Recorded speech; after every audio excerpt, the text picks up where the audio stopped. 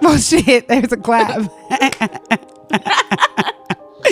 Okay, do we have to clap again or are you just aligned? Oh, okay. Jordan, burning up. So irritating. For real. I can't take it. Welcome back to Black in the City, y'all. Welcome back to our living room. It is episode 129. And of course, we are coming to you like normal from Mead Street Studios. So welcome back to the living room. Welcome back. And this podcast is brought to you by Love Lavender Shea, where the intersection of love, tenderness of lavender, and tranquility of shea butter collide. Love Lavender Shea is a 100% organic skincare company designed with travelers in mind. Head on over to www.lovelavendershea.com and check them out. Come on, tranquility. Okay, yes. I love it. Well, welcome back, y'all. I'm feeling tranquil already. You know, hearing that, hearing that ad, I feel like my skin is just already smooth. I don't know. Well, because this is the first time you moisturized in a week. First of all, kiss my ass, pal. Secondarily, I had to make you do it. I was going to ask you a question and find out how your weekend was, but now I don't care about your weekend. Now I'm going to answer it anyway. Thanks. Stupid. Give us a weekend update, bully. Okay, we'll start it. Okay, well, let's talk about, I'm going to put Makita in there for a second. Oh, Jesus. Whatever. So Friday, I did a couple of things. I feel like I was doing a lot on Friday. You did a lot. I did. All weekend. So, because Friday was... So my best friend's grandfather recently passed away a couple months ago. And so Friday was his 80th birthday. So all of the friends got together and did a FaceTime surprise party. We had ice cream cake and that's lit really candles cute. and stuff. Aw, you guys are so nice. It was fun. The cake was bomb. I don't really like cake. but it was buzzing. Yeah, it was really buzzing. It was like a lemon ice cream cake. What? With vanilla. It was really good. We'll get one when we want to. We'll get one for our anniversary. On Saturday? On Saturday. We'll talk about that anniversary. We'll talk about that in a second. And then I left from there and I go and hang out with Makita and Kia. Yeah, because yes, she has been on our show before. Won't say when, but she's definitely been on our show. She's been before. Up in here. She's been up in here, and she's been up in her. But she recently got her master's degree, so we decided to celebrate her and go and have some drinks, like some adults and some food items. Yes, we did. Let me tell you about Makita and her timing, though. First of all, she's horrible. You gotta lie to her about the time. That is not true. Let me tell you what happened because it's the truth and that's the only one you need to hear. So what happened was we were supposed to meet. I hate it here. We were at the day of, we were coordinating what time, right? And so then we were talking about what time, and we tossed around 4:00, 5, whatever. And I was like, can we do 5:30? I was like, if you guys want to be there before, I'll come after, whatever. And so then Makita asked for it to be at 6, right? So it's at 6. So then we go to the place. Why I get to the place first, the place is closed until further notice because one of the employees has the corona. Okay? So then that happens. Yes. And so then I call Makita. I say, Makita, mind you, it is a smooth 5:53 when I call It was not. When you called me, it was 5:35. No, it was not. Yes, it was.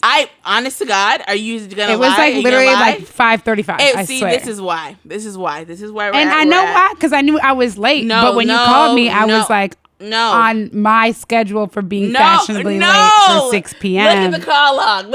Look.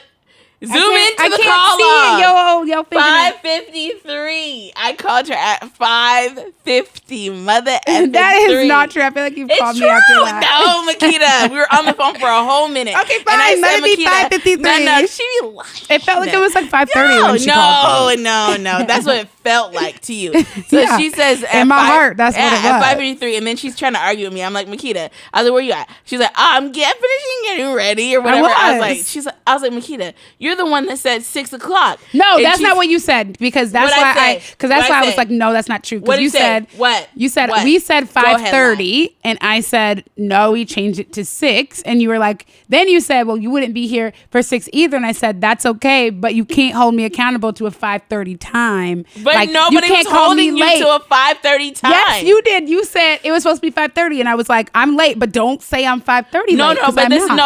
Look, she's always trying to go with the semantics, but because she said, oh, I'm gonna get there at 5:45, right? And y'all know I'm a Capricorn. I don't play that at all. I don't. If you say you're gonna be there at 5:30, be there at 5. Okay. Wait, did you see that video of that African girl that's going around? Yes, and I'm not advocating. Okay, I'm not you said supporting. that. Did you send that to me? You might have. Somebody else probably sent that shit. That's her. There's a video of this girl, and she is hilarious. And she was like, if you make plans with me at 2 and you get there at 2, you must not know me and it's your fault. Like, why would you arrive at 2? Because we both know. No, but I'm not going to get there at 2. That's not it though, because she is trying to find her right side out of everything. So she says it's 5:53, right? She's at her house. Mind you. Yeah, I was almost done. She lives 15 minutes away. 15 minutes away, right? Right. We went to Cap Hill. Right. We go to Cap Hill. But it's 5:53. And she said, I said 6. I'm like, Makita, you not even going to be here by 6. So well, yeah, I know that saying, too. Dog? So then she finally came a smooth almost 7 o'clock. It was 6:35.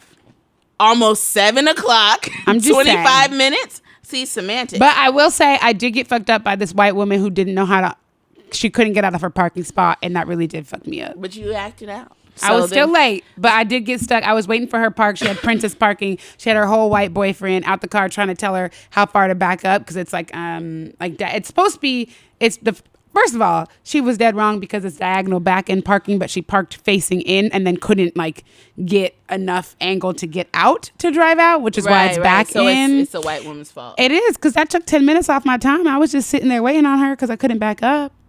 And it was right next to the restaurant, so I wasn't going to give up the parking spot. So, we were abused, so that's what happened. Listen, was I there? With her Did lies. I come? Whatever. No. I was on time Nobody's gonna for play me. these games with you. Anyway, listen, you guys, so she's trying to shame me, and I won't allow it. Nope, I'm not going to shame her. I just want the truth out. So anyway, then we did that. We enjoyed a nice adult meal. I had this. Oh Jesus! It's like very fancy salad that had different. The tomato salad, right? It was good. It's cool. I liked it. It was a lot of chicken. So, I just had a couple of drinks, okay? Then after that, we were sitting and then all of a sudden a 12-person protest happened and we were sitting there and they was like, yeah, y'all sitting over there patronizing these restaurants and I'm sitting there just trying to enjoy myself. I know, I'm lit as fuck over there with my fucking margarita in my hand. And it was a bunch of like white people marching. So we the black people sitting at the table just enjoying cocktails and fancy salad that I can't pronounce. And it's just like, and then he just shaming me. I'm trying to eat then the salad. black dude was like, y'all should just come march with us. And I was looking at my drinks like, first of all, I had on my off-white, so you got me confused. I had new sneakers on. I'm down with it, but at the same time, though, bro, we got to schedule that before. I'm not about to be marching in my off-whites. I wasn't ready for that. Anyway, right and it's no racial. It's just I was just enjoying it. So I wasn't even eating carbs. You calling me out was like chicken. Anyway, so then after that, we walked to the ice cream shop. Yes, Salt and Straw. And I don't know what happened. It's all a blur. I know what happened to me. I know what happened to us here. And you will not say anything because I don't know what happened. And so that's the thing. So it's the thing. Well, what happened was I accidentally got too lit. And so then I go over my best friend's aunt's house because we were supposed to go over there. And so I said, I'm going to come back. Okay. Because I was trying to do all things and be all things to all people that night. Totally. I go to her house and I accidentally got really lit. And now she has like a dope house, but she has like a bunch of like glass figurines everywhere. So like every black auntie everywhere? Yeah, like it's like to the point like you don't even play. Don't breathe. Yeah, don't like play because it's like there's just glass there are breakable things everywhere and it's really nice, but they're everywhere. And so like I'm sitting there on the couch just lit as hell. And so she's the type, she's like 79, she's 78 or almost 80. And she can drink you under the table. Like I'm telling, like she will like pass me drinks and I'm like, dude, I can't drink no more. But she ain't going for it. Yeah, and then she passed me a drink and I was like, well, I can't be rude, so I'm drinking the drink. Whole time I'm sitting there just rocking like, dude, do not break anything in this house. I was so lit, bro. I was so lit. And then what else happened? I'll tell you because I'm gonna be done in a second.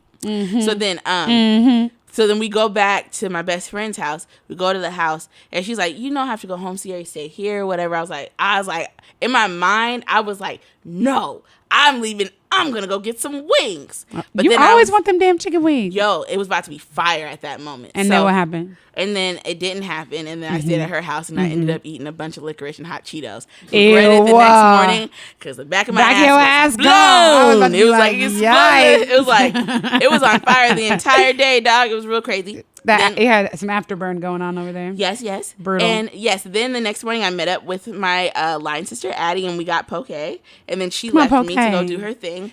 Then I went to... Wait, isn't Addie the one who you just showed poke to and now she's obsessed? Yes. She's obsessed. Like, she went to go get poke. She's like, bro, I've gotten poke 3 times this week. I was like, okay, girl. Calm down, Mercury. So then, so we had that. Then afterwards, so then I go hang out with my best friend again. We go to Anthony's and get some bomb food. We had, Isn't Anthony's a seafood, like that fancy restaurant? Yeah, it's down at the pier. Yeah. But it's not, I mean, the pricing honestly is not so bad. We got, we had like a smoked salmon fettuccine, with, lobster and steak. The steak was really good. Lobster and steak. And then we had, with mashed potatoes. And then we had these like peach cocktail drinks that were so good. They were only $8. So freaking good. Yeah. They were really good. Sign me up. Yeah, and it was a nice view. Then we had like this peach cobbler dessert. Was great. Yes. Then boom. Then that's done. Peaches. Yes. Then Sunday we went on the boat and hung out because we were celebrating one of my really good friends. He just got engaged, so we were celebrating that. We were out in the water.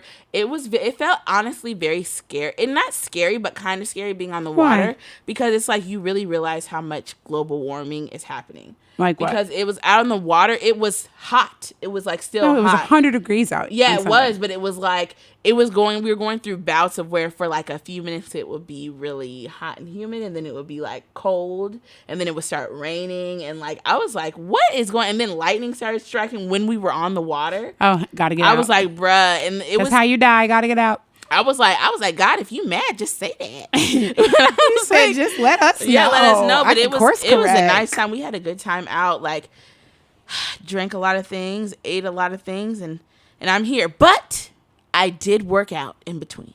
Go ahead, girl. Burn them calories. Yes, and I also want to say that today I folded. I did 2 loads of laundry and folded it. Wow. Now, if it's put up, I don't know, but whatever. But anyway, I got folded laundry that is not put up at my house, but we're not going to talk about that. Well, while you were talking, I was trying to remember what I did on Saturday, but I don't actually know. I mean, it didn't matter because I wasn't there, but go ahead. I have literally the worst memory. I don't have to tell y'all that. You guys know by this point. But on Friday, I did hang out with Sierra and Kia, and I was right on time for what I needed to be on time for, first and foremost. Thank you very much. No, because Makita has a philosophy that she's not getting paid for it. She's not going to be on time. And it's 2020, and I will kick your ass. I'm going to show up. You're going to get an update. I'm coming. When you call me, I answer. I don't be lying. I just be telling you I'm on my way. She just be halfway lying. When I'm on my way, I'm in the car.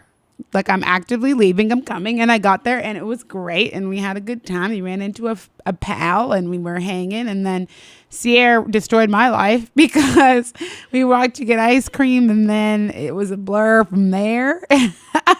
She gave me something. I don't know if I should have done it, but I did it, and it was worthwhile. But here I am. Well, you're making it seem like we snort coke or something, bro. That's not a thing. Okay, it we obviously just got wasn't lit out of that. nowhere, and it was a thing. We just, lived a little bit. But what was so funny is that, I drove there to meet them.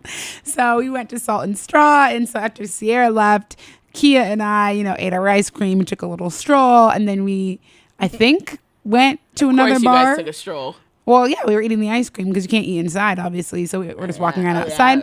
But I'm trying to remember where you went. I think we went to 2 places, and I can't think how or what, but I'm pretty sure we went to another place and had some more drinks. Mm-hmm. And it was at that time that I knew I had fucked up, so I had to make a rescue phone call because I couldn't drive. So oh no! I had to phone a friend. Oh no! To come get my car because I couldn't drive home, so I did the safe thing. No. But then I think we walked to get pizza and then back to the car. So we went to Hot Mama's. You was hungry. Yeah, I was. Hot Mama's goes up after a bussin'. night in Cap Hill. Exactly. Like when nothing else is open, Hot Mama's, you get some banana peppers on some stuff and girl, nice and hot and just. It was everything I needed. So we got some pizza to go to get home. Life was good. I'm pretty sure. And meanwhile, you guys, it was like early evening. So I'm saying all of this, but I literally was home by like 9 p.m. and was asleep by like 9:30, comatose. I was too. I was Dunzo. Couldn't make it shake. And then Saturday, if I knew what I did, I would tell you. You know, honestly, I just want to say, with getting my Apple Watch, I just want to say that my Apple Watch is a raggedy little bitch. Why? Because I'm sitting there lit as hell, just falling asleep on the couch. I'll tell you, get up. Yeah, at like 2 o'clock in the morning, my watch is like, you still have a chance to close your rings. I'm like, go to hell. I'm lit. That was yesterday. She said, I want to go to sleep. That was 2 weeks ago, nigga. I'm partying. I don't know what I did on Saturday. I'm not going to lie. I couldn't tell you. On Sunday, though, I had a good time. I drove up to Leavenworth with my sister and Kia, and it was a nice, fun drive. Actually, I haven't gone on a long drive in a while. It took us like 2.5 hours to get there. It wasn't bad. It was hella hot, but it was worth it. Got up there, and then we floated the Wenatchee River, which was great. And we had a cooler, so we had snacks in it and drinks and a bunch of stuff. It was great. We were out there for like 2.5 hours.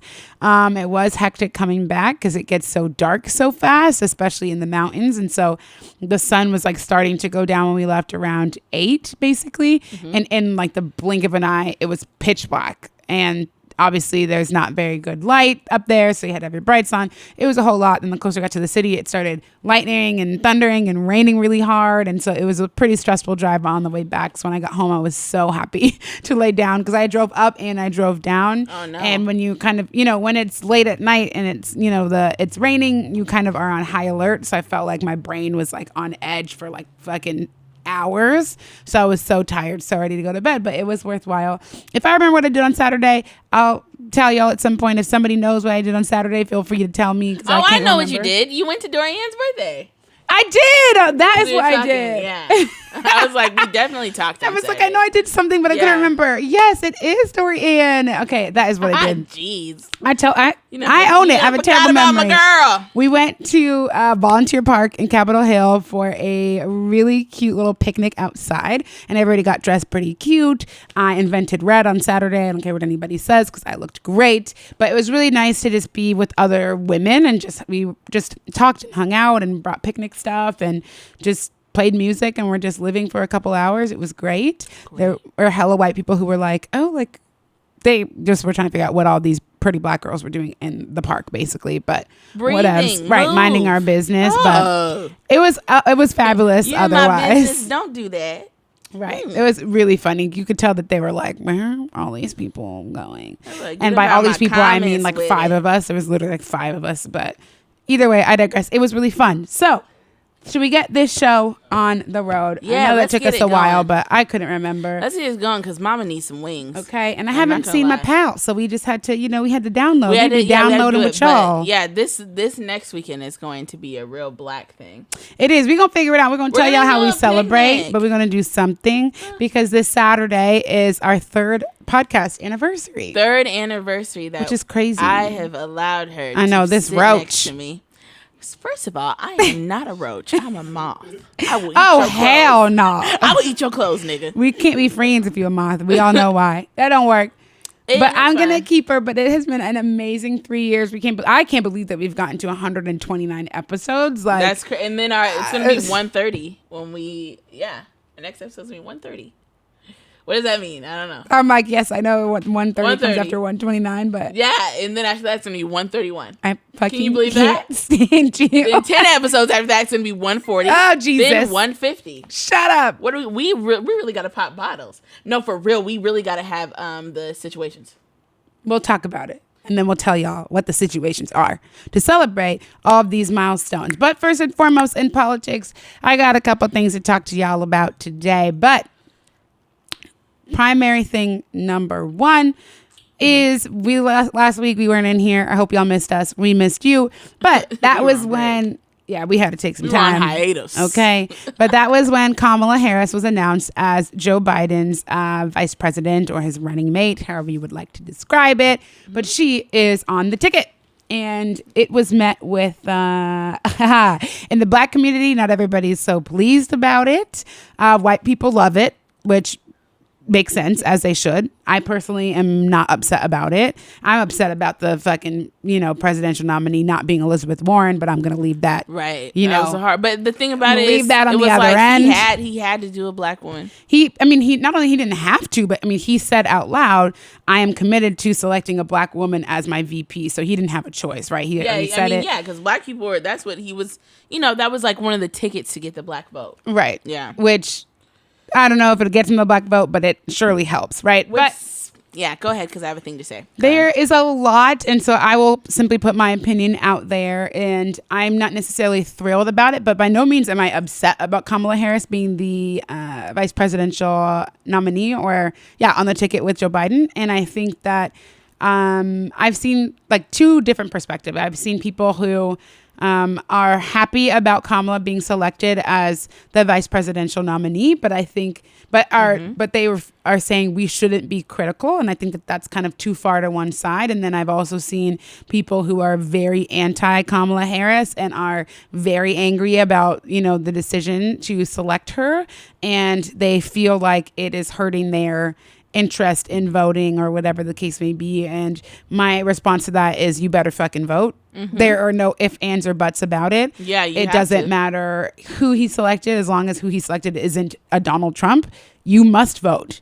Like, you have to vote. It doesn't matter what your opinion about Kamala Harris is at large, because you're voting for more than it's more than just a vice president, right? Like, there's a lot more at stake here, and your simple dislike of a person is not enough of a reason for you not to cast your vote. Every vote matters. It's very important, and we're going to talk more about the importance of voting in a minute. But what I think is really interesting is that there seems to be a lack of nuanced conversation from Black activists in particular, or people who are more involved in grassroots, which I think is really interesting, because all points that I've been hearing are very valid. But I do think that it lacks a perspective that can be super summed up in a really great Twitter thread that a friend of mine sent to me, because we were going back and forth on Instagram about how his feelings about Kamala Harris, and I am in a more moderate camp than he might be. And so then after our conversation, he sent me this thread and was like, okay, why did this thread just like read me for filth? And I was like, well, because we're trying to be a little too radical, because it's hard to, I think what happens is that it is hard for us once we kind of, our eyes are kind of awoken or awakened, popped open. Yeah, they're awakened to the machine of American imperialism, right? And so for a lot of people, Kamala Harris as the pick kind of feels a lot like business as usual, and that Black people need a person more radical to advocate for them or represent our needs. We need somebody who is going to focus on the Black community as a priority. And I don't necessarily think that Kamala Harris doesn't have that capacity. I think we need to be more cautious about how we criticize the folks that are selected. And my reason for saying that is not that you shouldn't be a critical thinker, because every person that we select to be a representative should be met with a critical eye to make sure we're selecting strong leaders. So of course we should be doing that. My problem with the idea that whenever we have a Black candidate of some sort, Black folks seem to never be happy at all, which is one thing, but my problem with that is like white people are allowed to have the most fucking mediocre people because they can have a billion different people to represent them, right? Like they don't just have one person to represent them. They get basically every person that exists in our Congress, Senate, like president, right? They all are white and they look like them. And so my problem is that, yes, you can be critical, but we are never going to have one magic bullet. There is no golden goose. There is no one person that is going to represent these radical needs of the Black community, because we are not a monolith and no leader is a monolith. And so the idea that you think that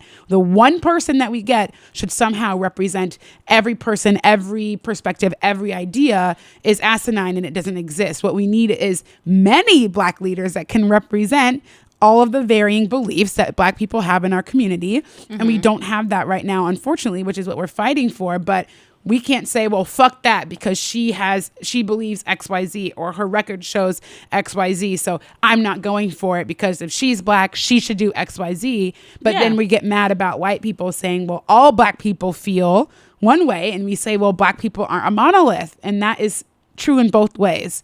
not every person feels the way that the radical left feels. And for us to say that all Black people do is also can be problematic, right? But I think also too, it's like this idea of like the Black woman being perfect. Too, I was reading something about that today. Is like everybody can make mistakes, but the Black woman cannot. And like, period. In my like latest therapy session, my therapist asked me. He was like, I just want to ask you, like, what do you think about Kamala Harris, being VP? What do you think about that? And I was like, well, I mean, she's not my favorite, but at the same time, I do know that this is going to start like a gender war in the Black community. Like, and it sucks because it's like, with Black women, it's like we are to be on the heels of all the movements. But when a Black woman makes a mistake, even like I made an analogy to like even talking about Insecure, for example. Issa cheats on Lawrence. She gets dogged and like dog walked and dragged by Black men. But if Lawrence would have cheated on her, then he wouldn't have gotten all that heat. And it's like the same thing with Kamala Harris. It's like at the end of the day, what I find is that a big portion of it is that men don't want to take any direction from women in high power. And that's a big thing of why I feel like that's one of the reasons why Hillary lost the election as well. We hate women as a country. Misogyny. We hate women. Period.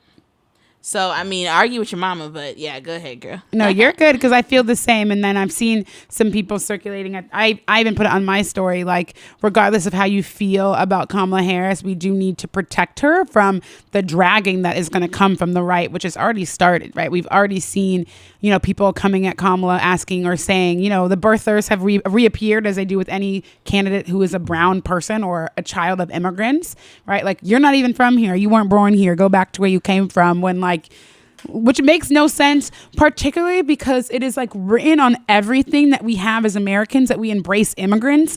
And that is like that is the ideal, right? Like your parents come here for a better life. They come here, they work hard, they have children, they pay their taxes, they do what they're supposed to do. They raise their children well. Their children are active, contributing members of society that impact their community in a positive way. They're able to join, enter into public office and be successful and work all the way from having immigrant parents to being the vice president of the second highest office in the land. And your response is, you don't belong here. Go back to where you came from. Like, that is what I don't understand. Well, no, let me not say that because I do understand. But what I think many, many white folks don't grasp is that deep-seated othering that every other group feels the minute that there is any power dynamic introduced, the minute that, we, and by we, I mean people of color in this sense, because it happens to every group of color. The minute you step your toe out of something that is servitude,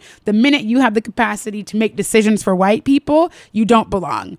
And they will do whatever they can to remind you that you don't belong and that's not where you're supposed to be. And I think that it's really important that we rally behind our leaders of color, particularly in the highest office in the land, to make sure that we, at minimum, we can be critical of policy, but we have to protect against outright racism and an outright hate based on race and gender, because we just can't go for it. I was going to read this Twitter thread, but I don't really find it to be important. The next thing I wanted to call out was, in case y'all don't know, because we've been talking about Kamala and many people don't know the entire, very important history of Black women's contribution to the United States, in particular as it pertains to Congress and public office, right? And so people have been saying, of course, that she's the first Black woman to be a major party VP nominee. But then I've also noticed that many people actually don't know who Shirley Chisholm is. And that makes me sad. And I want to make sure that y'all know. Know your history, baby. Know your money.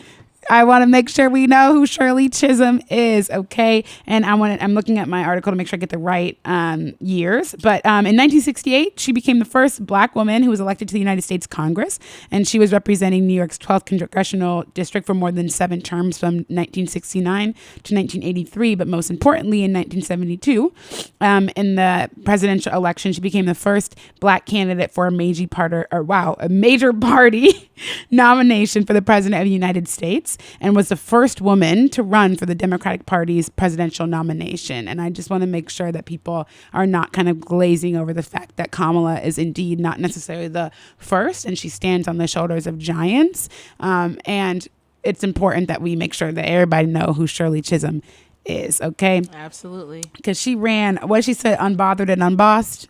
Something like that, but I like it. She's unbossed. I feel unbossed as well. You can't boss a black woman okay around. That's not a thing. I just wanted to make sure we know. But I think my final remark about Kamala Harris would be, remember that you're voting for more than just the person herself. Like, you're voting for a lot of different policies that she will touch. She does have a strong record about things that many people in the black community care about. Some of the strongest advocates for cleaning up or being tough on crime are black people.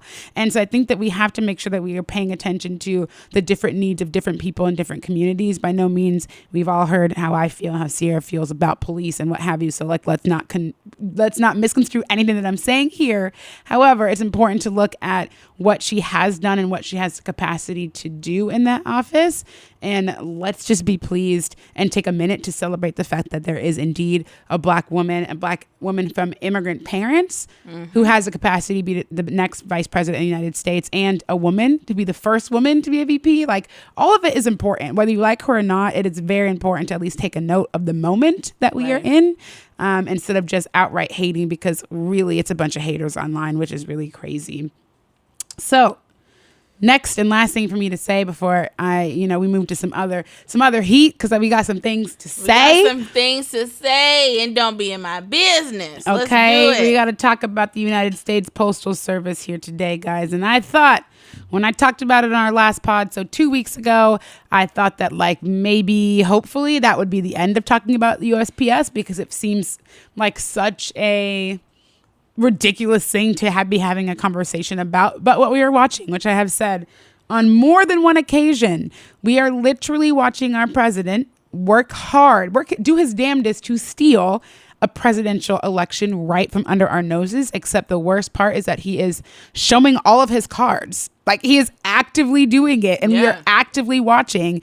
And there seems to there is very little that our leaders can do about it, which is what's the most worrying part about it. So basically, he has gone on a rampage for the past couple weeks or month, almost, probably longer than a month at this point, about how if we have mail-in ballots this November, there will be unprecedented voter fraud, and it can't be trusted, and all of this stuff to basically derail the credibility, at least publicly, of the U.S. Postal Service, right? And then in June, he was able to appoint, and not necessarily appoint, they say, okay, but the person that was appointed, Louis DeJoy, he's only been in office at the U.S. Postal Service since June. I want to make sure I'm getting the name of his title right.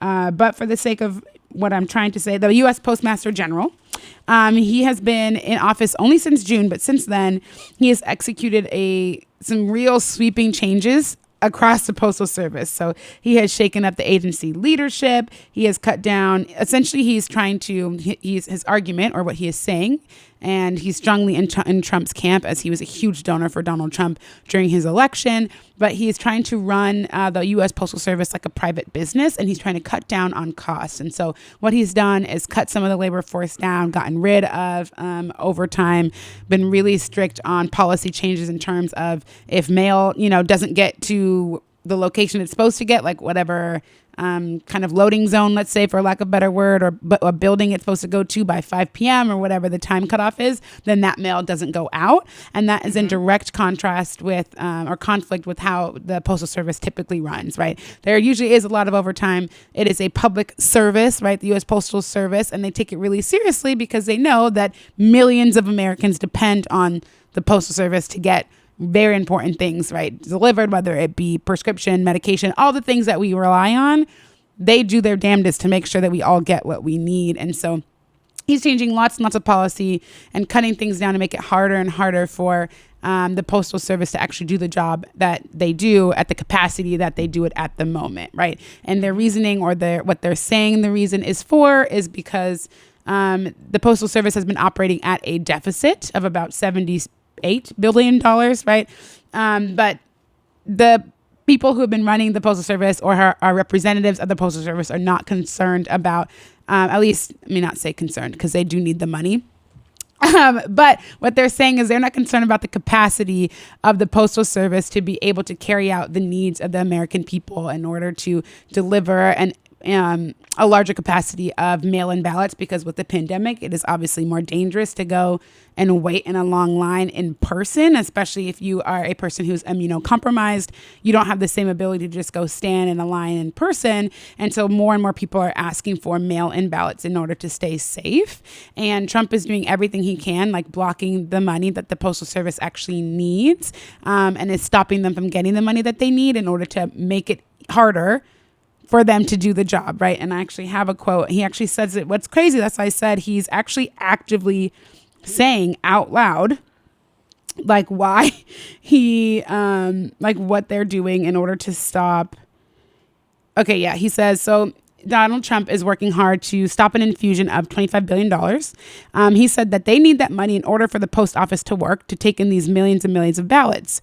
But because the president doesn't want any more voting by mail, he doesn't want them to have that money to help with it. He said, if we don't make a deal, that means they don't get the money. And that means that they can't have universal mail-in voting. That means that they can't have it. Those were his exact words. He is actively stopping money to the Postal Service in order to help try to ensure that we don't have mail-in voting. He's literally highlighting it out loud that is what my plan is. Meanwhile, the Postal Service is not concerned about their capacity to actually carry out voting. The most dangerous part about what's happening is that they have already started removing USPS, the big blue bins that you drop your letters in. I actually saw some with locks on them in Capitol Hill this weekend. Yeah. They have already started making it hard for you to even deliver regular ass fucking mail. Ballots aren't even out yet, but they're working really hard to make it just widespread voter disenfranchisement with no remorse out in the open. It is not a secret,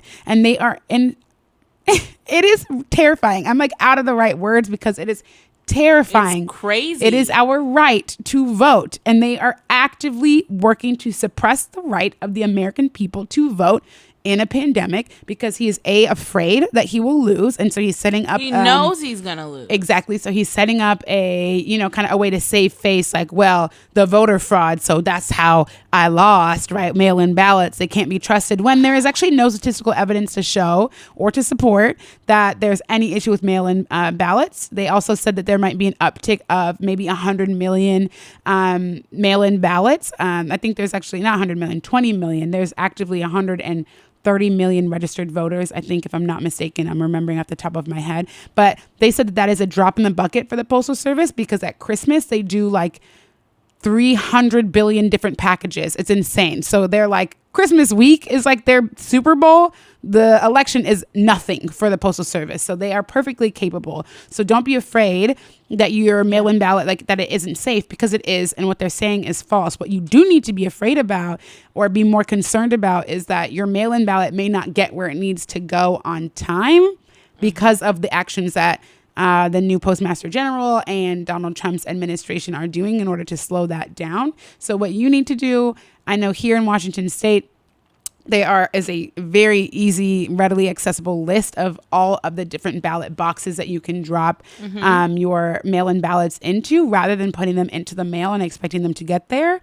Take it by hand. If you can't take it, find a friend. Like if you have a ballot, like I will volunteer myself. If you have a ballot and you can't get it dropped off, I will pick it up for you, because as long as you sign it and it's sealed, anybody can drop it into the ballot box for you. Make a plan. If you have to go in person, you can. The ballots are open, or the voter place open until 8 p.m. on voter day. It's so unrealistic, especially with coronavirus and everything. Like you're really making people like do all this stuff, because you think about that, like it's a setup. Even because there's no way with like millions of voters going out that they can even have proper sanitation processes for people mailing in things, which why I enjoy the mail-in part, because I be putting my ballot in the day. I know I do. I'm like, I don't be mailing it in because I'd wait till the day of usually, but I would take it to the ballot box too. And what I was also going to say, because you're right, it's going to be it's dangerous, period. They're not going to be sanitizing the way that we would need, just because of volume of people.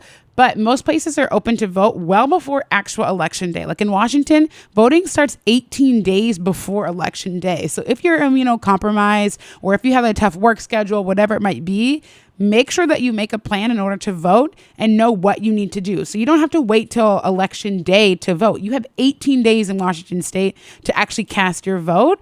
take advantage of that. Plan accordingly. Like, plan a voter party, whatever. Collect your friends' ballots. You drop them off together. I just really want people to make sure that we're paying attention, because in the blink of an eye, this election will actively be stolen.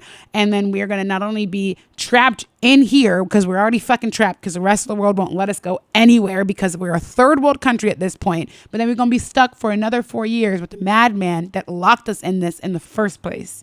Like, we got to make sure that we are smart and educated, and we understand what our options are, what we can do, what the voting days are, whatever you need to know. Make sure your loved ones can vote. Make sure your elderly people that are in your family, because I know my grandma vote always. She's not even in the country all the time because she spends 6 months elsewhere and 6 months here. My grand vote. She makes sure she vote. And when she can't be here, she get an absentee ballot. So if she's making sure that she's casting her ballot, there is no excuse. Okay, like, that's how we lost the last one, because y'all was messing around talking about, I'm not gonna vote. I'm not gonna vote for the lesser of the two evils. Dude, we cannot have Donald Trump in office again. It's a lot.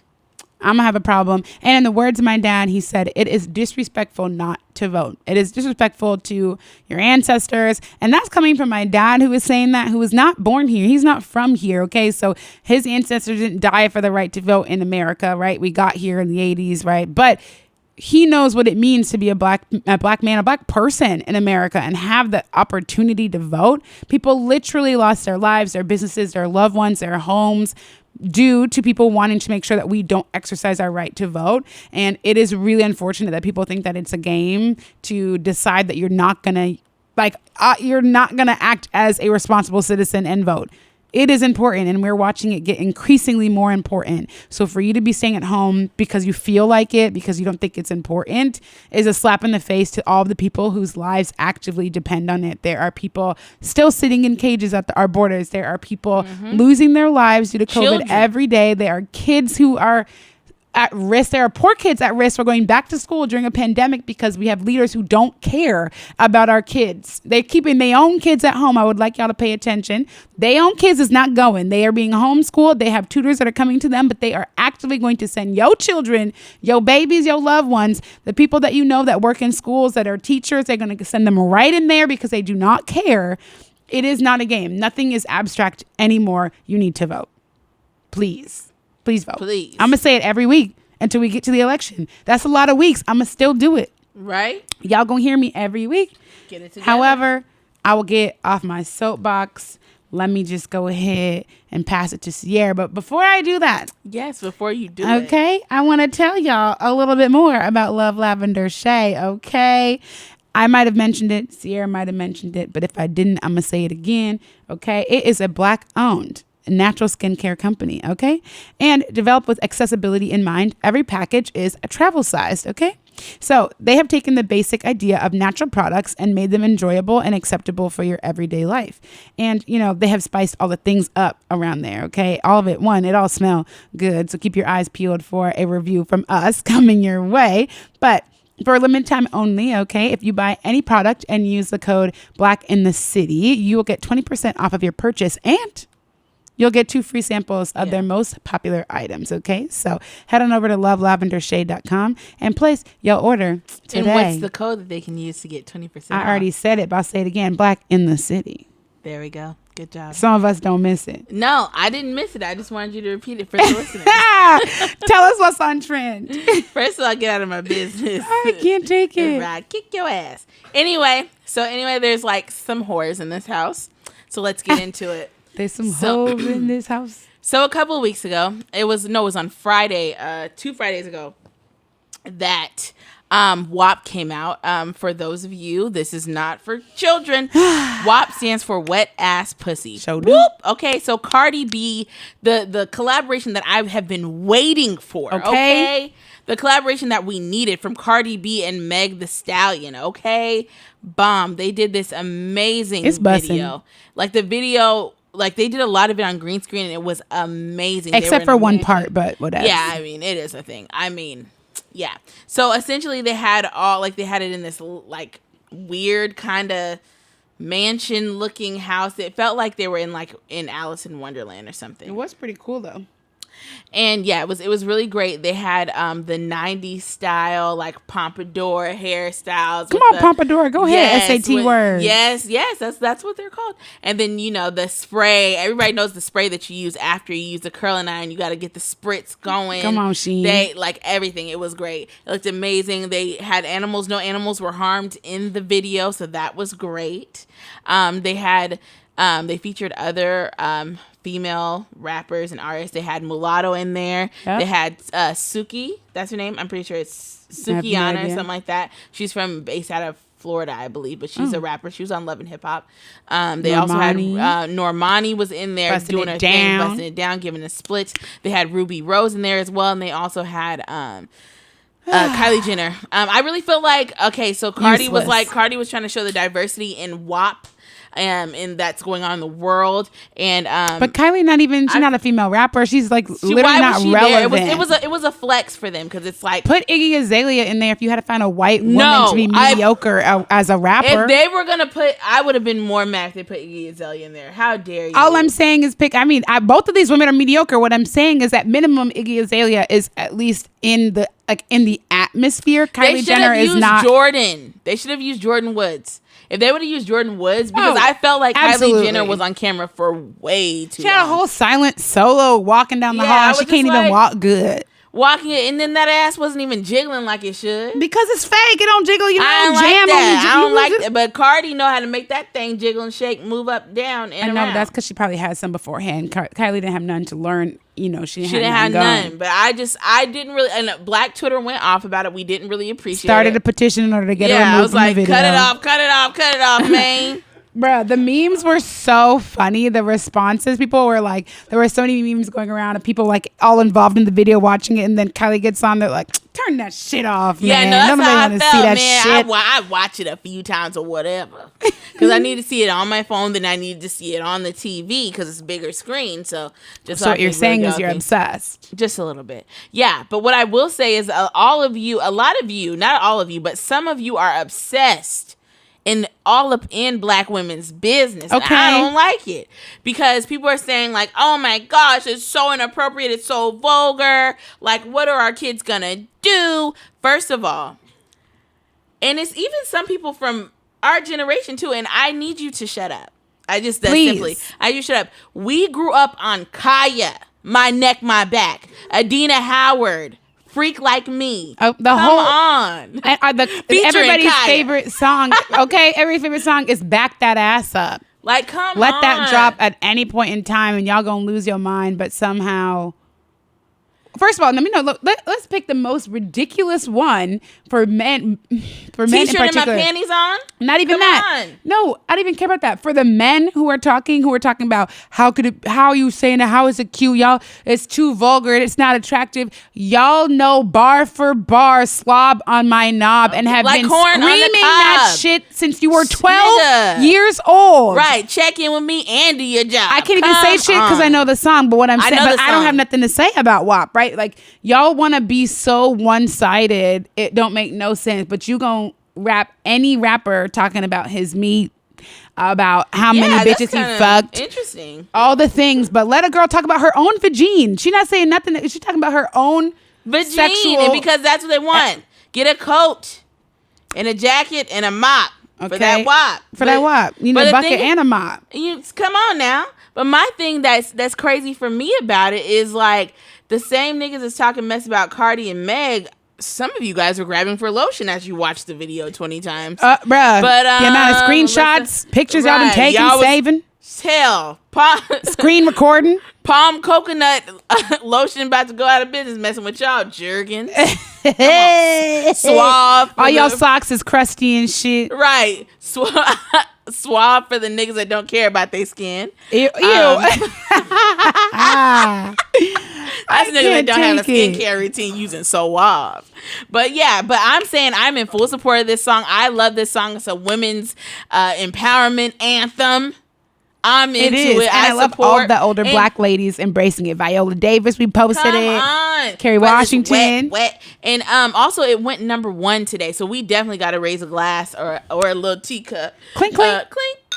to our girls Cardi B and Meg. So we're into it, especially with the summer that Meg has had. Okay. Totally in support of it. I love that it's Cardi's song. Yes. I really love it because Cardi needed another banger. Bop. I'm ready for her next album. Yeah, I'm ready. So, because I loved her first album and I love Cardi, and I just want to say that y'all can say whatever the hell you want to say about Cardi B, Belle Khalees, Abracadabra, whatever the hell else her name is. Almanzar, I think. Almanzar, all the almonds.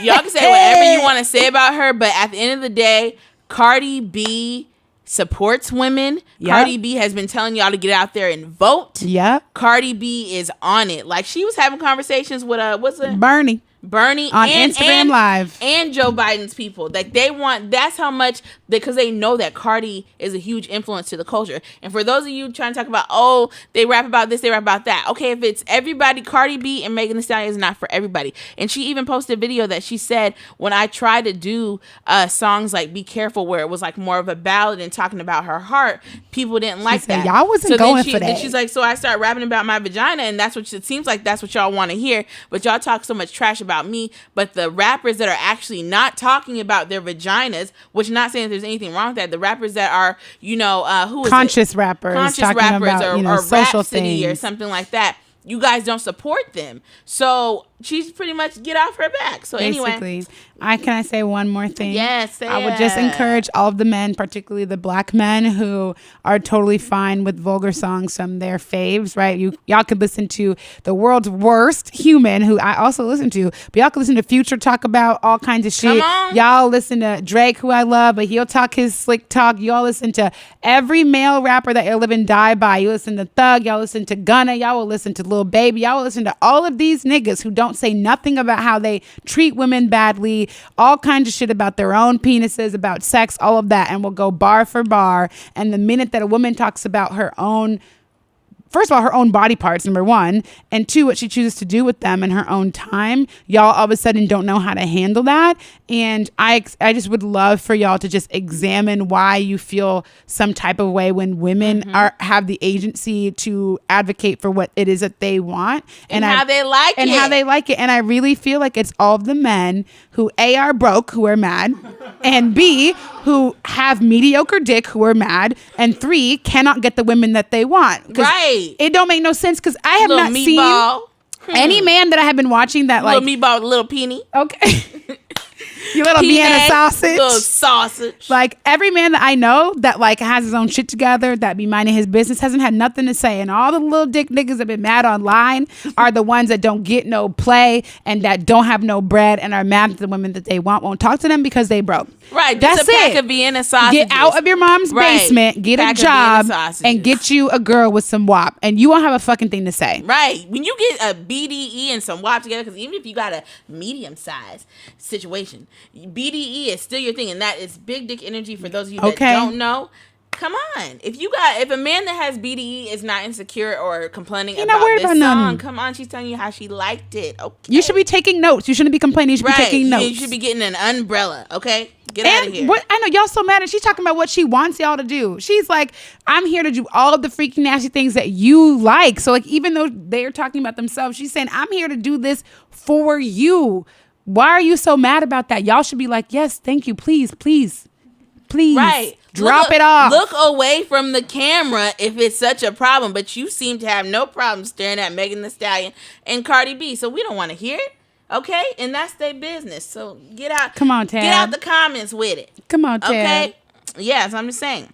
So let's talk about, speaking of small penis energy, NFL rookie, because this is close right in our backyard, right, very close to home. NFL rookie K. Siverand. Brutal. He was cut from the Seattle Seahawks because he was caught trying to sneak a white woman, okay?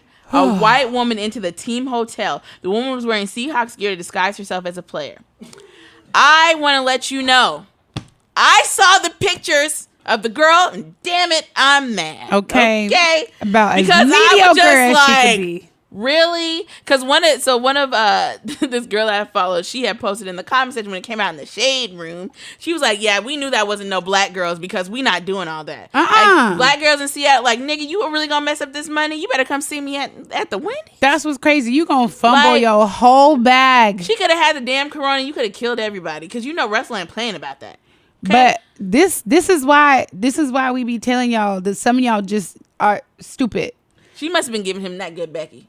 Even if she was, you gonna fumble your whole NFL bag. Two-hand special. Because who is gonna hire him now? Farm though? Style. That's what I'm saying. Like he fumbled his whole NFL bag for what? Like she probably was putting her thumb in his butt. Touching his booty button. Yeah, his booty button. She was pressing his booty button. He liked that. There's no shame or blame in that. Come on, booty button. Yeah, there's no shame or blame in that. But it's just not worth all your money. She was doing something for him to be that. Do you know? K. Severin, if I was his mom, I would beat the black off of him. Look at my baby. See, and I would have beat his ass. Are you kidding me? If it was Lori Harvey, we all would have understood. Okay. I guess. If she was cute, he wouldn't be getting flamed right now. Like Shannon Sharp on Twitter was like, I give him an A for creativity. He said an A for creativity and an A for like innovation. He said, but absolute F for execution. But like, come on, dog. Like, there's dog. Nothing. That was stupid. Dumb. And in looking at the photo, she's not like a big girl. So it's like, how did you try to disguise? And she's random white. Yeah, she's real regular. There's nothing wrong with regular people. Nothing wrong with regular people, but I'm just saying just expected more for getting cut from the team. You was gonna fumble your whole bag. That better be the baddest bitch we seen in a while. Right. We as black people, we gonna clown you and we gonna be disappointed. But at least let the person in the picture of the girl be like, okay, I kind of get it, but you still stupid. all right, nigga. But, she might have been worth it. But hopefully he learns from that mistake and he never does that again. I hope he gets picked up. Hopefully he gets picked up because that was a very dumb mistake. Maybe he was in love with the girl. And boys, I know their brains don't be fully developed till they're 25. He's 21? Like he's a little young. He's not really all there. He'll get another chance, hopefully. Yeah, and I just want to say really quickly. Come on, really quickly. Yeah, really quickly. So I've been watching Moesha, like all the Moesha. I haven't been able to. I haven't even watched regular TV for like the last 2 weeks. I've just been turning on Moesha. And so honestly, I'm finding as an adult that Moesha was way more annoying than we were willing to admit as kids. You didn't know. I didn't know. And honestly, as an adult, I would have slapped the piss out of Moesha on multiple occasions, okay?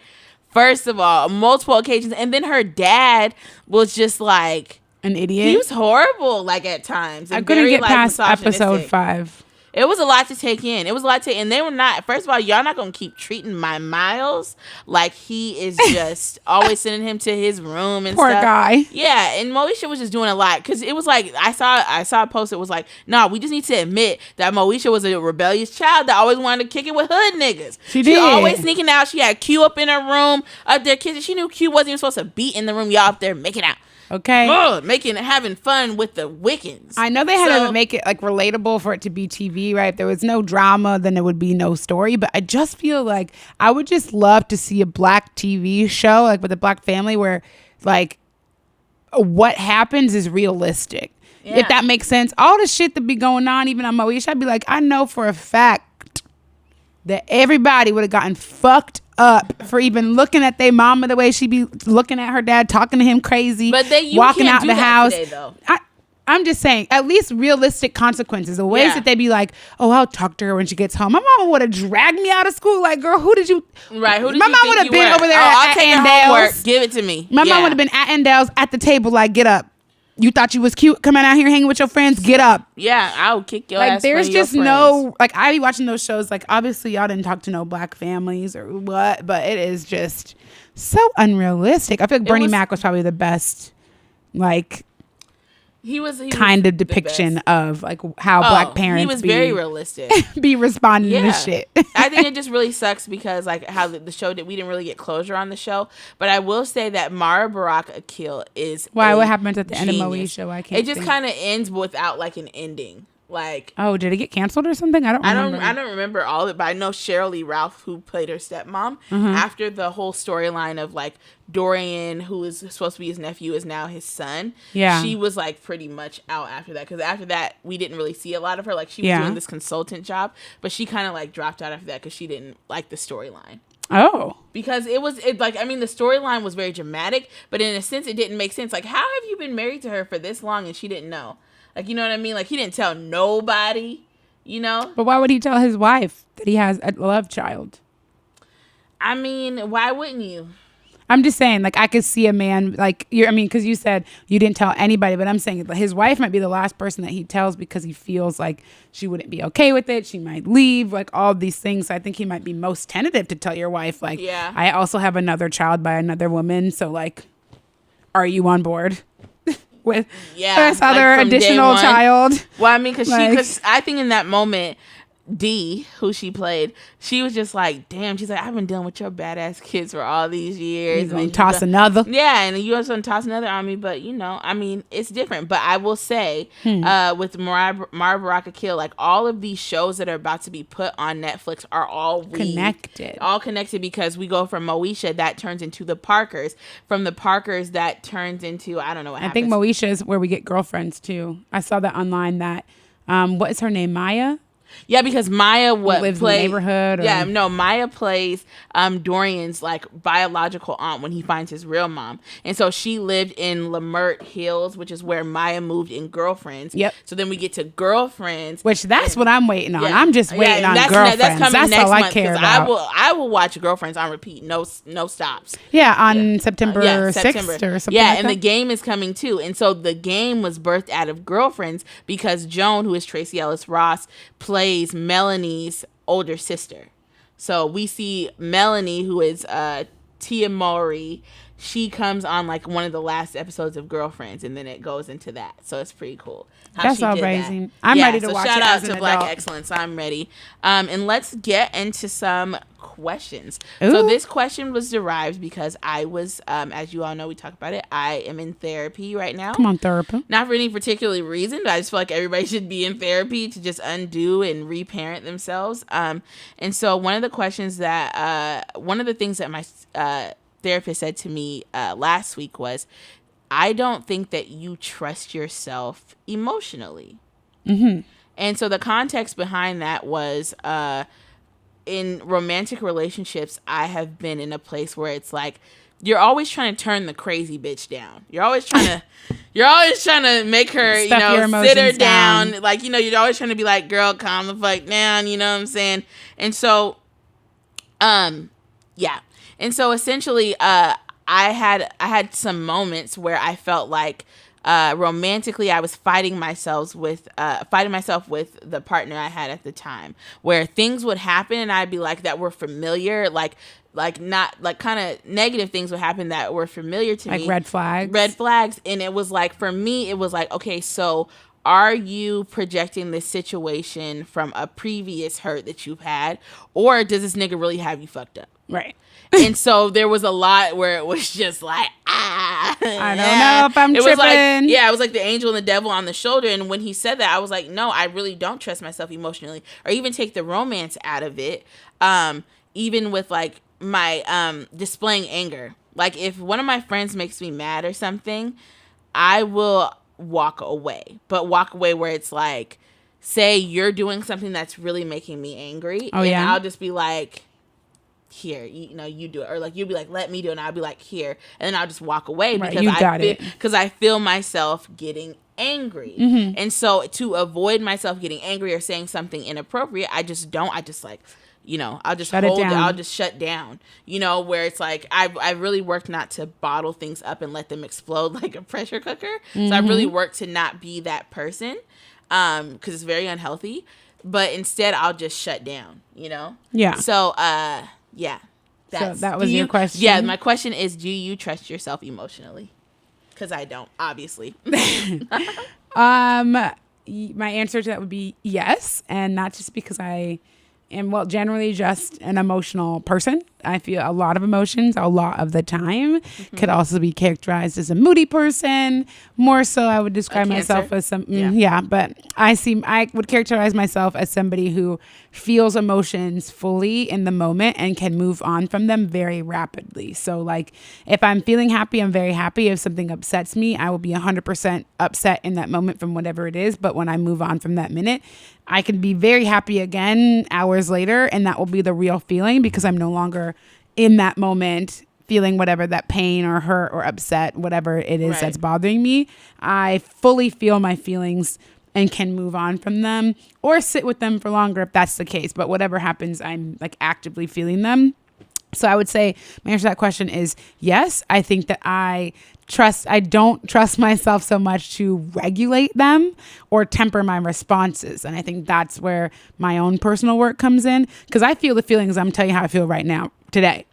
Yeah, I'm not shutting it down for anything. The only time that I actually do that is if I am feeling like real rage or real anger about something. I will take a step back personally because I know I can't communicate very strongly in that space, and that's not useful for me or whoever I'm mad at. So that's the space where I might step back and then have the conversation. But I am somebody who likes to manage conflict in the moment. So even if I step away, it's only going to be for an hour probably or less, because I have to talk about it now. I'm feeling it now. I want to squash it now, because I also really don't enjoy being angry, right? Like as a happy person, I'm like not deep in my feelings most of the time. I'm usually living a very top level kind of existence. So to feel angry or sad really takes a lot out of me. So I can't hold on to that.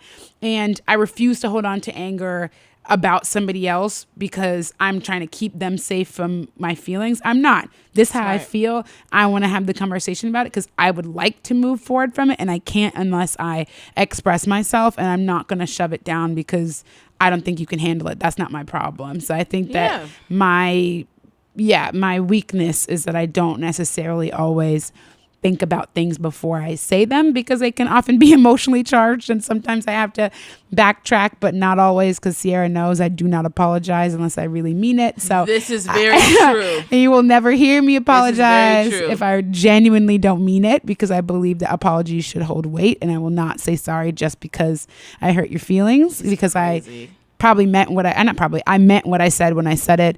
My responsibility is to make sure that I deliver the message in a way that is not hurtful, and that's my responsibility. But I almost never apologize for things that I say, because I mean them when I said them, and we could discuss it. Let's unpack it. Yeah. But I'm not apologizing because I said what I said.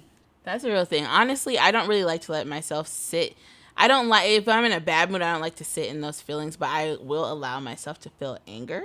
Of course, as you should. I will feel it. I will have all the conversations. I will vent. One thing I don't like to feel is sadness, because it's just really it's the hardest thing. It's the hardest thing ever. Like I feel like last week I was dealing with random bouts of sadness to where I just couldn't like get myself out of it. I was just like determined to be like a little sad. And that's why we got to get the nails done. Yeah, we went and got our nails done. And Makita's like, oh, you know, what color are you going to get? And I was going to get like some plain Jane She was like, I'm going to just get a little gray because that's how I'm feeling. I'm just going to get a little gray cloud. And I was like, bitch, if you don't get out of here, we're not doing that shit. Because I was really feeling really sad. I was feeling like sadness. I wasn't going for it. It was just like sadness for me is a very overwhelming feeling, because it's not a thing that I feel often. Like I feel irritated sometimes, I feel anxious, I feel all these things, but sadness is a thing that it's kind of scary because it's really depressing and I don't like it. So essentially I got my nails green, Cash App green, and then that made me feel better because Makita made me get these nails. And You're welcome. I got a new plant, and her name is Cece, because I'm not going to use my government because I don't put on for the government. But I named my plant after me. That way, when I am growing her and nurturing her, I am talking to myself. Yes, ma'am. And I got myself some flowers, and I felt much better. Yes, ma'am. So I love that. There's that. But do you know who you reminded me of? Sorry, have you seen?